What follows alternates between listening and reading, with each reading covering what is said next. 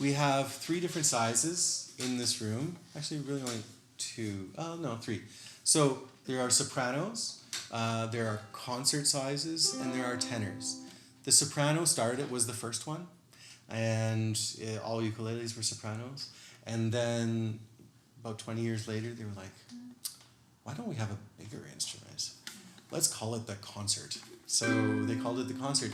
And then 20 years after that, they decided, well, why don't we have a bigger one again? But they'd already used the big word, It was like, they'd already, so now, I don't know, they thought about choirs or something, and then they were like, oh, tenor. But they didn't change the concert to alto, which would have been logical. It is what it is. And then about 30 years after that, they decided, oh, well, let's do a baritone, but this time let's actually change the tuning. Because the sopranos, the concerts, and the tenors are all tuned exactly the same. Sopranos, concerts, and tenors in ukuleles, they're all exactly the same instrument.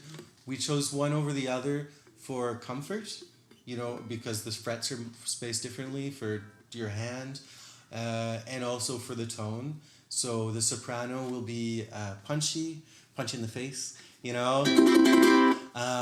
the tenors start to be a little bit rounder sounding. It's not volume. A soprano can be just as loud as a tenor. It's more just kind of a timbre, the roundness of the tone. That's the difference.